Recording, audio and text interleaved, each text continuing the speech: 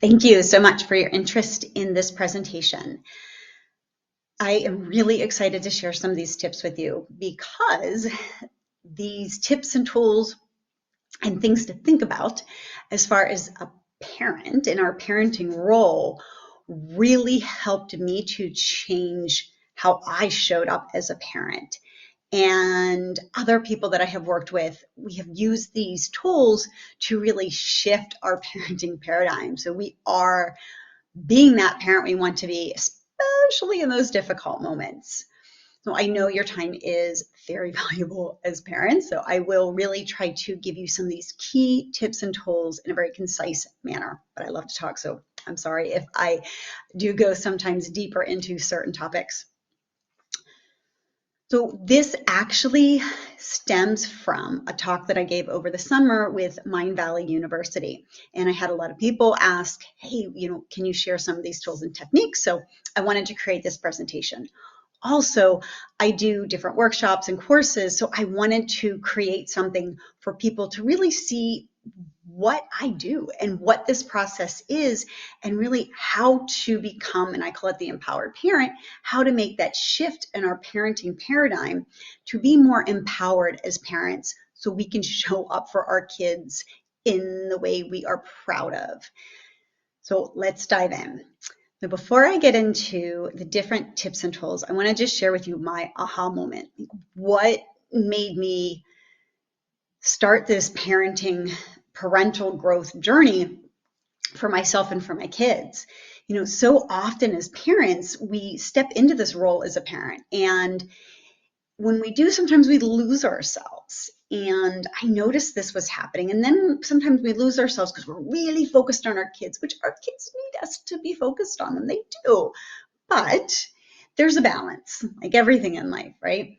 And what I found was I was focusing so much on their needs because they did have some special needs, especially early on, that I really did not focus at all with myself.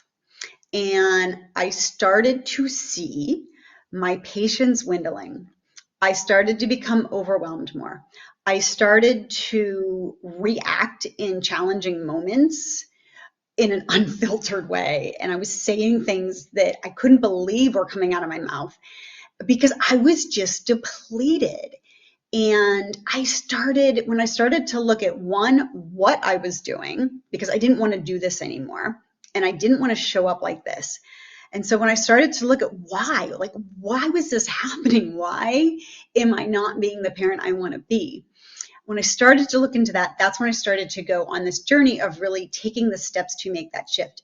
And that's what I'm sharing with you now are some of those steps. So number one, the reason why I had that aha moment and I realized I needed to change things as far as how I'm showing up as a parent was, one, I was exhausted. My health was going. I didn't realize when my health started to deplete because I was giving, and I wasn't filling my bucket back up. I was basically heading to burnout because there was no balance at all.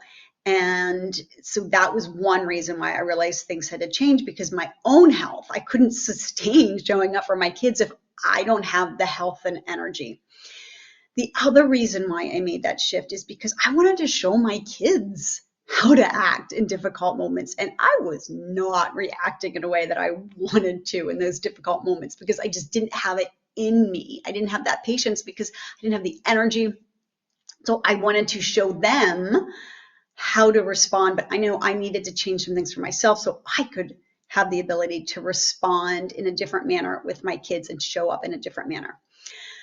The other reason why I started to make this shift is because they felt my stress.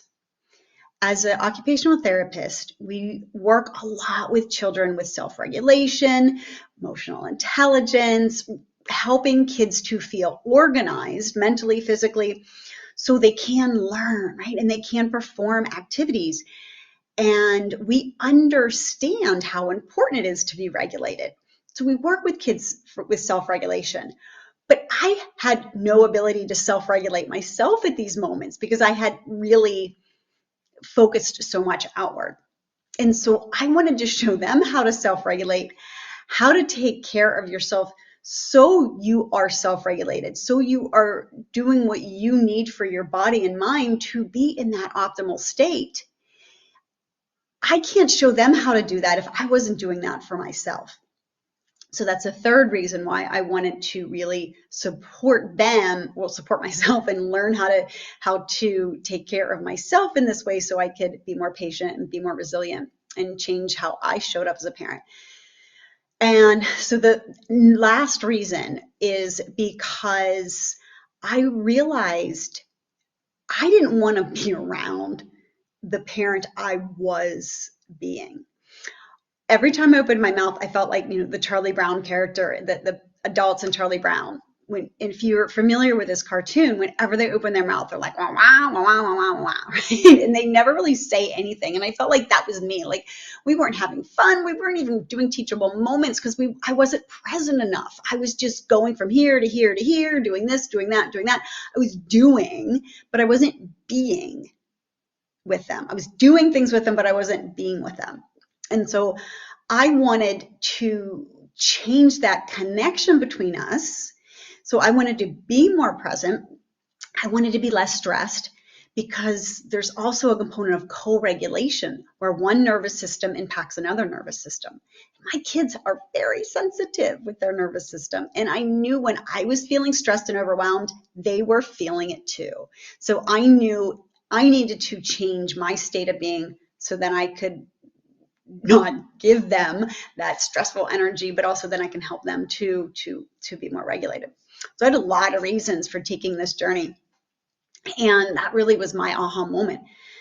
So I don't know, for you, why you are here, why you are watching this, but, one of the things can change, right? And it's small steps, small little things that we can start doing that really make a big difference. So I'm going to share with you today some of the key lessons that I learned in this journey. So the path to becoming an empowered parent, the 3 steps that I found really were important. The first step is restore, the second step is reconnect, and the third step is reinvent. The reason I have these 3 steps in the order I have them is because even with all the tools that I had, and I had actually taken several parenting courses before becoming a parent, because as a therapist, I really needed to learn some of these behavior modification techniques and how to work with kids, because if I'm doing therapy, I need to make sure I get over the behaviors to get them to work with me in doing the therapy. So I had taken a couple different parenting courses, but those tools weren't coming out because I was in a state of automatic pilot and I was stressed. And when you're feeling this way and overwhelmed, like those tools don't come. You're just responding at that moment. You're just, from one thing to one thing to one thing to one thing. So instead of giving parents these tools and tips to really start to help with behaviors, I felt like we couldn't start there. We had to start with the restoring. So we had to get to a place where we had enough emotional, mental, and physical energy and a state of being to where then we get, all right, now we're feeling good enough that we can start making these changes in our life. So that's the first step, is that restore. So how can we really fill our bucket so we are coming then from a place of overflow and we're able to have that energy, mental clarity, and state of being and well-being to help our kids. So that's the first step. The second step was reconnect, because I felt like a lot of times, one, we disconnect from our own selves when we become a parent. We forget what we used to do for fun. We forget all those things that made us who we were. And, we don't want to lose that. It's not healthy to me to do that, because we want to show our kids we're a person too, right? We have our likes and our desires and the music we like, right? We want to show them a version of us without losing it, right? And so part of it is reconnecting with ourselves, because that, I feel, was part of the frustration I had early on, is I felt like I just lost myself. And then that frustration was coming out when I was with my kids, and that was not healthy. So that reconnecting with myself was another piece. And then also reconnecting with my kids, reconnecting with them. And when I'm saying reconnecting, I'm talking about heart connections, heart to heart, true connection, not just being with them, but actually compassionately sharing that love connection. And we'll get more into that. And then the third step is reinventing who I wanted to show up as a parent. And this involved reminding myself of some different parenting techniques to approach certain situations in a way that I wanted to. So that third step was kind of bringing in all those tools and tactics as a parent to help raise our kids. So there were 3 steps for me in the empowered parent path that I felt were so important to kind of help us change that parenting paradigm to be more present, loving, and compassionate for our kids, because they need it, especially in the stressful world. Stress and anxiety is so high right now. So if we start to work on our state of well-being, then we can help our kids see how to do this for themselves. We can show them, we can model it, and we can teach them. So let's get into some of the key points. Restore. So we can't give what we don't have. And this was happening to me, and I see this a lot of time with parents. A lot of parents lose it at the end of the night when their kids can't fall asleep, and they're just so tired because the energy that they had in the beginning of the day is completely gone, and they are just burning on fumes, right? And so that's really why the piece of restoring our mental, physical, and emotional health is so important. So let's dive in to that. So the 3 steps in restoring are present moment awareness, develop a healthy mindset, and increase energy. So I go a lot deeper into all 3 of these components, but what I'm going to do is I'm going to give you some key things now that you can take away to start. Present moment awareness, for you and your child. Why is this so important? When early on in my parenting journey, I don't know if you remember, Oprah used to do a lot of these shows and different parenting stories. And I remember one really hit me where this mom was so stressed and she was just going, and she forgot her child was in the car seat, and she had thought the child, to drop the child off at daycare, and she forgot the child was in the car, fallen asleep, and she went to work, and the child was in the car the whole day, and the child had passed away. And I just remember thinking, God, if she wasn't so busy, if she wasn't so stressed, if she was in the moment, her mind was in the moment, because she probably was thinking of all the deadlines and everything she had to do, right? And we have to think of these things, but we have to know when to think of these things and how much to think of these things. But I'm thinking, wow, if she, and watching her in this interview, and she was so distraught. And I realized it's so important to be present, because then things like this, we can avoid making those big mistakes, and even those little mistakes too, because we're in the moment. So one of the reasons why present awareness is so important is, one, we're there for our kids in the way they need us, and we're keeping them safe because we're here in the moment, and we're focusing on what our kids need in that moment. The other reason present moment awareness is so important is because of our minds. A lot of times, mindfulness is something that I really incorporate into everything that I do. One of the key things in mindfulness is being present non-judgmentally. And when you're present non-judgmentally, you're fully focused. But how often as parents are we in the moment and we're thinking of what we need to do next, or what we wanted to be doing, right? Or what we could be doing? Our minds are all over the place. We're not fully present. And when we're fully present with our kids, they need that. They soak up that attention.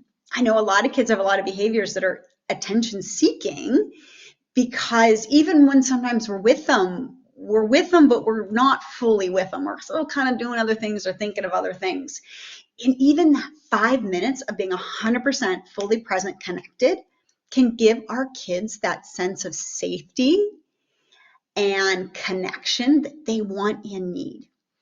So that is one of the key things, is when we can start filling our buckets up for our kids and giving them that present moment awareness, that really helps them to feel safe. And it also helps us to be in the moment and less stressed and restore, right?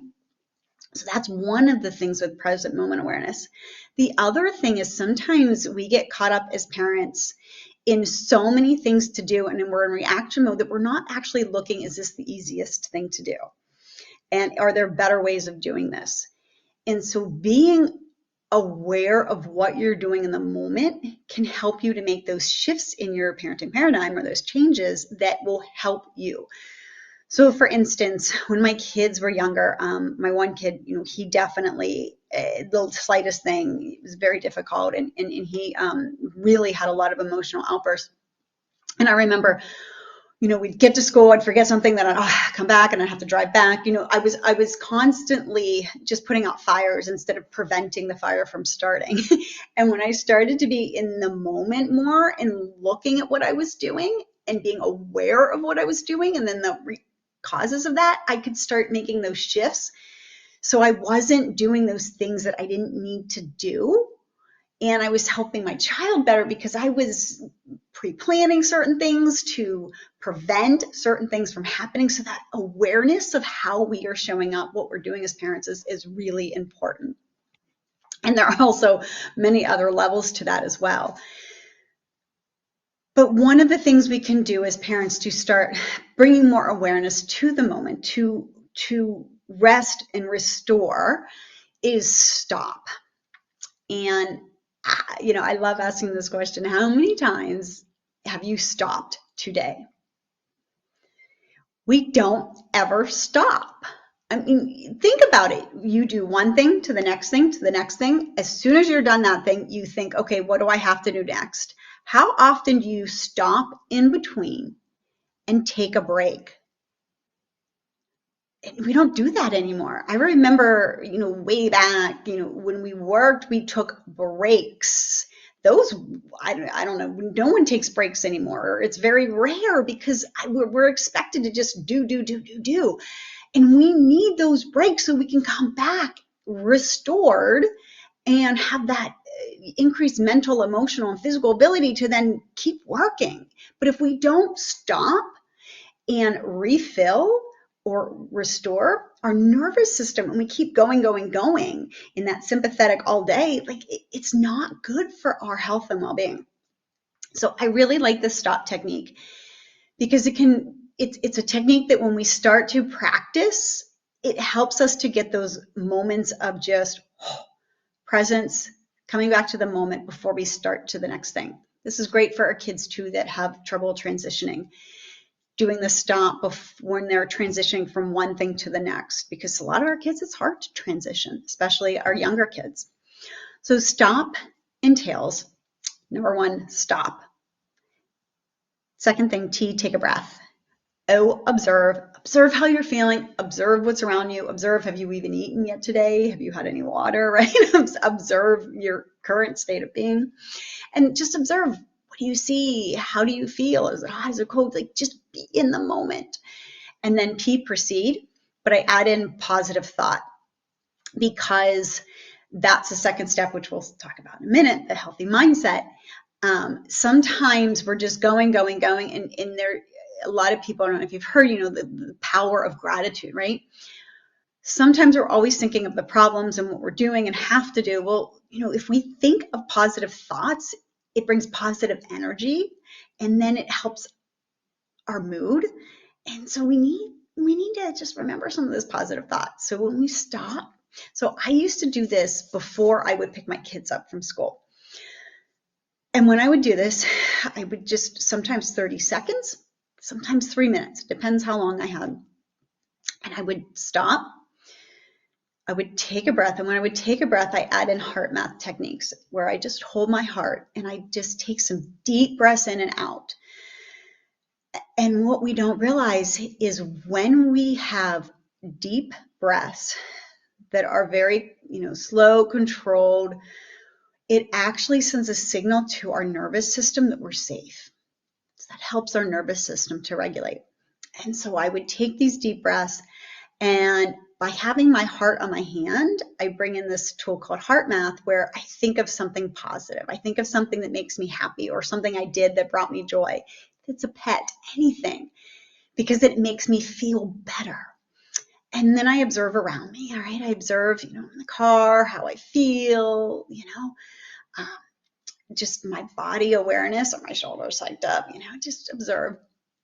And then after I'm done, then I stop, keep that positive thought, and then I go on with my day. And I will tell you, when I started to do this in transitioning moments, especially picking my kids up from school, because I never knew what I was going to be hit with the teachers when I would come to school. And if I was going, I was already drained. They gave me another incident that happened with my kid that I couldn't control because I'm not at school. And I would just get so exhausted, and it would just be mounding up one thing after another after another. When I would stop and rejuvenate and restore and kind of work on my well-being, and then I would come into that moment, I could handle it a lot better. And so it's so important to start looking at where we can start filling our buckets back up and stopping. This is a great tool to take away. The second tip, and like I said, there's a lot more to this, where I'm going to give you these key things to take away, these key nuggets. Develop a healthy mindset, being mindful of your thoughts and words.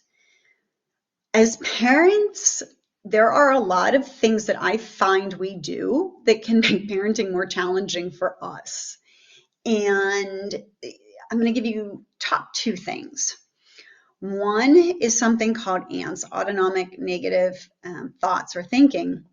We all have those, and there's different ANTs, but ANTs tend to make us feel bad, right? They're not really good feelings when we think of these thoughts. And our mind actually is programmed to think negatively, believe it or not, because if we see a situation, we need to look at it in survival mode. What's the worst thing could happen, so we can prepare for it, right? If there's any dangers. So our mind naturally goes to some of these negative thoughts. But if we're not mindful of it, they can just keep going down those spiral thoughts, and we're not even realizing here's the awareness. We're not even aware of it, right? So one of the thoughts I hear a lot of us doing is that I should have. And you know what? As parents, I think a lot of us do this a lot. We say, oh, I should have done this. And the thing is, and then we get down on ourselves thinking we should have done something. And then there's that thing called parent guilt, right? Or mama's guilt, which should not be a typical word that's in everyone's vocabulary. And I'll tell you why shortly. But when we do that, it doesn't empower us in the moment when we say, I should have done this. Because all you're doing is you're reflecting on what happened. You're saying, I should have. You're feeling bad that you didn't act in another way. And then you're not doing anything to change it, because you're simply thinking, I should have, and then it ends. Really, when we become aware of this particular AMP, the should haves, so instead of going back and say, I should have done this, know that, and I use this with my kids too, know that in that moment, you did what you did. Because in that moment, that decision, that action was the best you could do at that moment with what you had. And we have to accept that. We can't berate ourselves because we did our best in that moment. But what we can do is say, man, that happened. Not quite the thing I wanted to do, or not how I wanted this to happen. What could be done differently next time. And there's a couple key things in there. What could be done differently next time? So remember, I said when we go, I should have done this, and it ends, we're not thinking of how we can change it and learn from it. So when we look at it and then reflect, okay, I did my best. We're not berating ourselves. We're not feeling bad, but we're saying what could be done differently to change it. It's more empowering, all right? We know, human beings, we learn from experience, all right? Well, life is a learning journey. So let's learn from it and not get mad at ourselves as much as just say, all right, you know what? I'm going to learn from this moment. And then the other key thing in that is, I don't know if you noticed, but I said, what could be done differently? I didn't say, what could I do differently? I said, what could be done differently? Because sometimes it's not always my actions that could make the situation different. It could be changing the environment to make a different outcome. So, or it could be helping the other person to do something, or stating what you needed from the other person to help in that moment. So it's not always us. And yes, we have control when we are in control of our life, but we have to look at it not only of our actions, but other things that contribute to the situation. And I'm going to give you an example with my kids. My son had a really hard time going to school on Mondays. Hated it. And sometimes he would have a lot of emotional outbursts. And I'm like, we can't keep doing this, So I asked him, and when he would come home, he'd always feel so bad about what he said or, how he acted in these emotional outbursts of his just not wanting to go to school. And, he wanted things to change. And so I said, well, I know Mondays are hard for you. Instead of saying, what should you do differently so it's easier, or how can you think or how can you act? I just said, what could be different about this situation on Monday mornings? What could we change about Monday mornings so it's easier? And he's like, I think if I had something good for breakfast that I looked forward to, that would give me something to look forward to. So that would help me feel better on Monday mornings. That was a pretty cool idea. And so instead of me telling him how he should feel or what he should do or how he should act, I left that open to see what we could do in this situation to make it easier.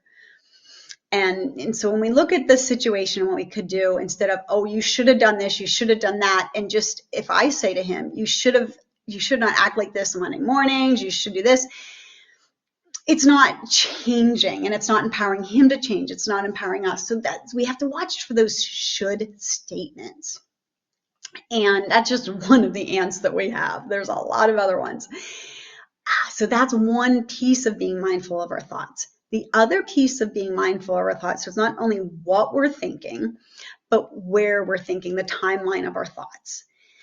A lot of times, and here it comes again, that awareness in that present moment, when we're thinking about things in the past, I've found I lose a lot of energy. I lose patience, right?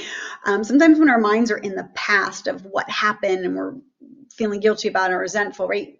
There is a theory that, when you live in the past, it's Lao said, when you're in the past, you're living in a state of depression because you're thinking of what was, what could have been, what's not anymore. If you liked it, so that can make us feel sad and depressed thinking back. Then you have the present moment, and then you have the future. Right? How many of us are anxious or feel fearful of our kids? How will they be in the future? How are they doing in school today? Right? Our thoughts are in the future, worrying about something. Not that we shouldn't be aware of things in the future that we need to be mindful of, but if we spend a lot of time with our mind in the future worrying, we aren't in the present moment doing what we need to do in the moment to help our kids in the moment, so that future isn't, maybe it goes in a different direction.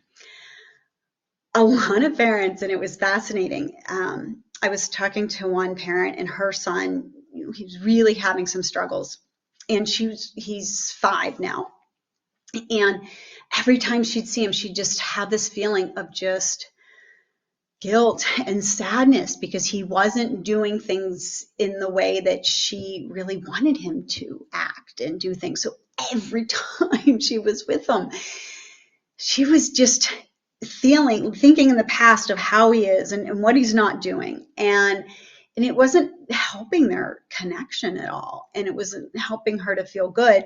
And then she was worrying about, well, if he doesn't do this, he's going to continue to be like this. And so she's worrying in the future of will he ever change? Instead of just looking in the moment now, how can I support him? And how can I accept how he is now? And then help him grow. And so when she shifted to be in the present moment, So she identified when her thoughts were going in the future, when they were going in the past, and she kind of said, all right, I'm going to center. I can't change that. I'm going to be in the moment. So she thought of the timing, put the thought in the moment. And then she looked at that thought. And this is where I bring in mindfulness based attitudes into what I do. And she accepted him. So she looked at the thought and it was resisting. It was resisting what he is now. And when she just valued for where he is now and had trust that, all right, you know what, this may not always be, but I'm going to love him through where he is now, and I'll help him where I can, right? So she really took off a lot of the thoughts that created stress and tension between her and her child. When she showed up that way, he met her by showing up in another way too. And he was more connected. And one of the things that really got her, that was really challenging for her, is whenever she would see him, he wouldn't always be excited. She would react in very excitement coming home from work, and he would just kind of not pay attention or give her attention. And he would just still be doing his thing, and it made her sad. When she relaxed and she just, accepted him for who he is, and being there and was mindful of her thoughts towards him, when she started to come home, he started to come and greet her. And this is what she wanted. So she changed her thoughts, changed the energy, changed the dynamics, and it changed their connection. Now, the other component to that is, think of it on the flip side. So here's that awareness piece, right? Sometimes we do things as parents and we think things as parents that's counterproductive for what we want. So think of you in that role. What if you're a loved one, your spouse, a best friend, whoever? So what if that other person, whenever you're with them, they were with you, but they were always thinking, man, I wish they would do something different. I wish they would act this way. God, only if, right? That would make you feel good about yourself, right? And so that acceptance for our kids for who they are. Now, that does not mean not helping them, because there is also a flip side to that, is accepting but also growing. Okay, so accepting doesn't mean we're just going to stop, accept it for what it is, and not do things to help make things better, but we're going to accept where we are at this moment. And so think of that. When someone else is accepting you, it makes you feel good. And when you accept what's going on in the moment, it helps us as parents decrease that resentment and frustration. When I started to do this, my older son was really having some emotional challenges, strong emotions and not healthy emotions. And the things he was saying, I was really worried, really, really worried. And I found I was frustrated a lot with him because of some of the challenges. And remember, I wasn't filling my bucket. I was overwhelmed. So I wasn't responding in moments. And a lot of times I was frustrated, and he was feeling that frustration. And he was sensing how frustrated I was because of him. And it wasn't all because of him, but I wasn't in a place that I could handle some of his needs because I wasn't handling my own needs.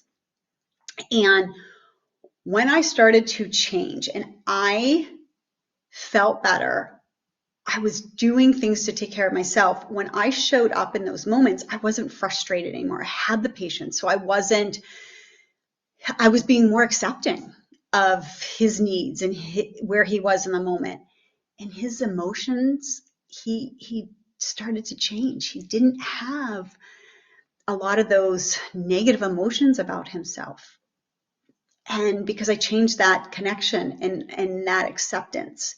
And I'm not saying we're responsible, it's all our fault. Our kids come and there's a lot of factors in there, but one piece that we can do to help our kids is watch how we're showing up for them, because it really made a difference for him. And I will tell you, I haven't seen or heard him say any of those things he said early on now. And I'm sure there are other components to it too, but a lot of it is because I am in a whole different space with him. So that is another piece, is those thoughts. Now let's dive into the energy component, and then we're going to talk about thoughts with emotions. So before I get into that, this is just one more thing to share. as parents, okay, I always say parenting is one of the hardest jobs, right? We have very long hours, no breaks. The pay is not good at all, no vacations. And in your job of parenting, how are you ever getting positive feedback? Are you ever, is anyone ever showing you how, saying, wow, great job, you were doing a really good job as a mom or a dad, No, no one's saying that, right? And so we're thinking all the things we're doing wrong, right? So like it's not easy. And so, we're not appreciated for what we do. So we need to appreciate ourselves. So I love this baby. He's looking in the mirror and he's like, you are the thing, right? You're the bomb. Like, I love that look. Like, so when we're reflecting on ourselves, give yourself that compassion. Say, I'm doing the best I can. Good job, and focus on those things you're doing well, because no one else is going to do that for us, right? We have to do that. So as we're changing the parenting paradigm, let's start looking at what we can change in our thoughts around how we're showing up and focusing on the more that we're doing good, right? And giving ourselves that praise that we need to fill our buckets up. So the third thing in that restoration piece is that increase your energy. The balance between giving and receiving energy. So there's two components to energy. One is just how much energy we have, right? How often are we going? We're not resting. So we're not helping our body our nervous system to just calm and restore and regulate, so we're then moving forward. And sometimes we're not eating, sometimes we're not drinking, right? Or we're not exercising, all these things, right? And so we're not doing these things that give us energy. We're just, receiving energy. We're just giving. And so that awareness piece again, be mindful of that. Like, are you doing things to fill your bucket up, right? And that can be, starting to work out in the morning. Like for me, I work out for 10 minutes every morning, because that just helps me start the day. It gives me energy. So what are those things you could start doing to make you feel better, to give you energy? And when I talk about energy, I always talk, there's mental energy, physical energy, and emotional energy. It's all interconnected, but I like to tease it out, because that mental energy, how we can increase our mental energy is we can be mindful of where our mind is going. Early on, I realized when I was starting to reflect on things and how I wanted to change that parenting paradigm, and I started to realize there were challenging situations with my kids. And there was one case manager in particular who, oh my gosh, whenever I would read an email for her, it would just it would get me so upset. It would trigger me so much. And I would be thinking about her the whole, like, days and hours, and she would just keep coming into my mind, and I would just keep feeling this anger and resentment. And I remember one weekend I had with my one son. My other son was camping with his father on a Cubs trip, and I had an email from her, and I read it on Friday, and I ended up thinking about her the whole weekend. And I remember hiking with my son, and I'm like thinking about her. I'm like, no, she should not be on this hike with me. My thoughts about her is bringing her in this moment. And I don't want her on this hike with me, right? And I started to think, when I realized when I was thinking about her and what I was doing, I was realizing I'm bringing her in these moments. And when I started to say no more, and I started to create those boundaries, and I didn't want her in, and one of them was the shower. I was worrying about it. I was thinking about the situation in the shower. I'm like, no, she does not belong in my shower. This is my sacred space. When I started to realize that, I started to really bring that awareness to where my mind was going, and I was losing a lot of energy because the thoughts were just going in anger in where they didn't need to go. And so I created boundaries where I would only open emails from her when I was ready to read it, and then handle it in that moment. Or if I could read it and then come back to it. But I was really mindful of the boundaries of how much thought I gave her. I gave that situation. And there are some other things that I did too, but just having that boundary and then changing the thoughts around it really actually changed the situation. It got much better when I changed the boundaries and then started to come at it in a more positive way. But it really is important to see where you're losing mental energy. Our brain uses 30% of our energy. So our minds take a lot of energy. We have to be mindful of what we're thinking about and we use that energy. So I started to be kind of a mindful energy snob, and really just if it was a thought that was taking me away from feeling good or wasn't helping me in the moment, I realized that and I didn't go down that path. So being mindful of your thoughts with energy, and then physical energy, and then emotional energy, which we'll get into right now. So reconnect. Now we're going to get into the emotional energy, the connection part. Emotional energy is your vessel for connection. I love this diagram. I think the key thing I want you to get out of this is look at those emotions on the bottom level. Shame, guilt, grief, fear, desire, and anger. When we start to pay attention to our thoughts, as parents, a lot of times our thoughts go in this lower level. Our thoughts, we're fearful about something with our child, or feeling grief about what our child can or can't do sometimes, especially if they have special needs. Guilt, what we're doing or not doing, right? So I think being mindful of where we are on the higher or lower levels of emotion is important. And when we're mindful of that, we can start doing things to show up in a different way. And when I really started to take this path, and I started to really see, how can I do things that bring me joy and do things out of love and connect with my kids in that way instead of fear, and doing things out of fear, it changed the dynamic. So awareness is the first step towards change. So being aware of these emotions and how they can give us energy or deplete our energy. And this really brings that illustration of being acknowledging our emotions and how long we are in certain emotions will impact our state of well-being. This diagram comes from a program called Heart Math. And Heart Math is an amazing program. It basically works on coherence. Heart coherence and mind coherence. It's stating a coherent state to where you're at ease and you feel connected. Your state of well-being is in a positive state. And so there is a device you can actually hook up to see where how your heart rate variability is. And it really is very interesting. But if you look on the left, frustration, that's where the heart rhythms are really kind of jagged, and at edge, and appreciations is very like rhythmic, coherent state. So when we're in that appreciating the moment, being in the moment, we're not watching our thoughts, we're not being as frustrated and resentful for things, and we're acknowledging and trying to change these patterns, it changes our state of being in our coherence. So here's another illustration to really pull that in. So we are in a state of incoherence when we are feeling anxious, worried, irritation, and frustration. And as parents, I think we are here a lot if we are not mindful, okay? I know I was here a lot when I was in my early stages of my parenting journey, and it wasn't helpful for me or for my kids.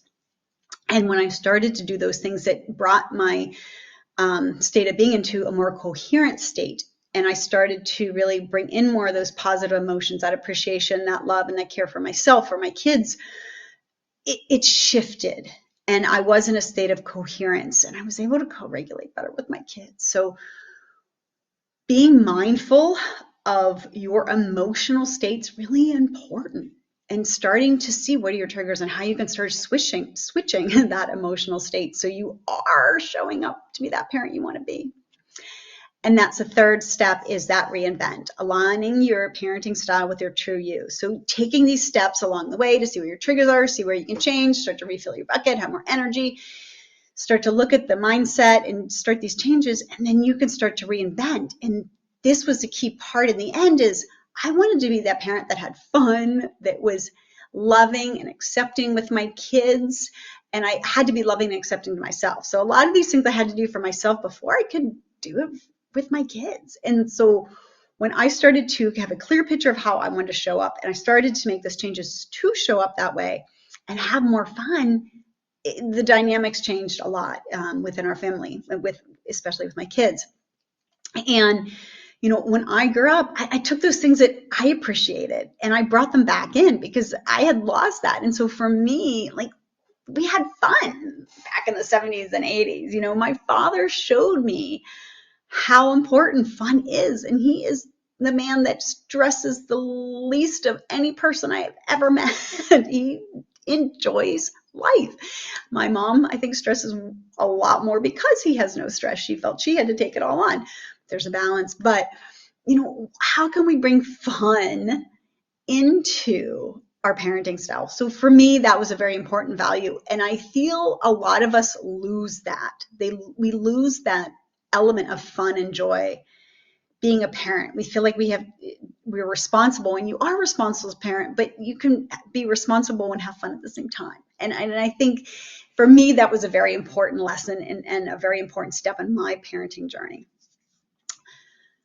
So I gave you a lot of information today, and I thank you for your attention. And I hope some of the things I shared with you really helped you to start thinking of those shifts that you can start to make now to start changing the dynamic and handling different difficult moments, start taking care of yourself more so you can show up in a way you want to with your child. And as you're doing these, as you're starting to break unwanted patterns, it takes us awareness, knowledge of how to change things, and then action, support. Putting these in action and having someone who's supporting you along the way makes it so much easier. And so, you can start now to start changing the parenting paradigm, through restoration, restoring, reconnecting, and reinventing. So my key takeaways for you today: start to work with present moment awareness. Now, I opened the door today. If this is something of any of these things you want to go deeper in, I do go deeper in. I do have workshops and I do have groups where we do this together and we make these changes together. But you can do this too on your own and just start to work on some of these things. But these things are so important for so many reasons, for us and for our kids, and giving ourselves what we need and our kids what they need too. So present moment awareness, being mindful of your thoughts and energy, having conscious emotional connections, really seeing where your thoughts are, where your actions, are they coming from a place of love and joy or fear?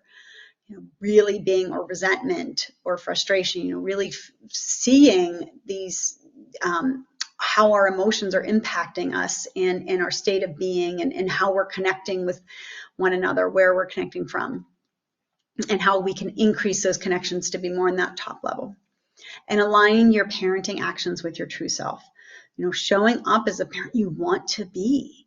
It's so important, and I wish I had these tools earlier in my parenting journey, but I went through this so I could share some of these tools with others. So I am going to take what I learned from my journey and share it with you, so you don't have to make some of the same mistakes I did, or you can start to make those shifts now, and you can have that support that took me years of trying to figure out, and make those changes. You can start to see and make those changes now. These are my teachers. My kids are my teachers. They are the ones who have taught me so much. And I have a feeling your kids have taught you many lessons too. But we need to be present and hear what they need and see what they need. And sometimes that takes being out of our heads, right? And seeing what we need so we can give them what they need. So I really hope what you get out of this talk today is that you do start taking the steps to restore, to reconnect to yourself, to refill your bucket so you can be with your kids in a way that you are proud of and you are connected. So as I leave you, I hope you got lots of information out of this. I have some quick tips in there for you to take and remember as a reminder. And I really encourage you. Right now, I see a huge shift, and I love this. One of my goals is changing how parents are supported, because we don't get the help we need. Our society, we're doing this alone, and this is a hard job. I think years ago we had tribes, we had extended family members that would help us and support us. And a lot of us are doing this on our own now. And this is not a job that anyone should do alone. And so now, I started this journey back in 2015, where I started to do these workshops and these courses and teach and practice this. And at that time, there weren't a lot of programs for parents to support parents' well-being and support their needs so then they could give to their kids. Now there are a lot more. And so if you don't take that parenting growth journey with me, find what resonates with you and start your parenting personal growth, whether it's with a therapist, whether it's in a program, whether it's a group in where you're from. But it's not something that should be done alone. Get that support and take care of yourself. It is so much easier. So I hope you enjoyed the presentation and you got some aha moments. And I want to thank you for your time, because I know it is so valuable. And I wish you the best on your parenting journey if I don't get to meet you. Thank you very much.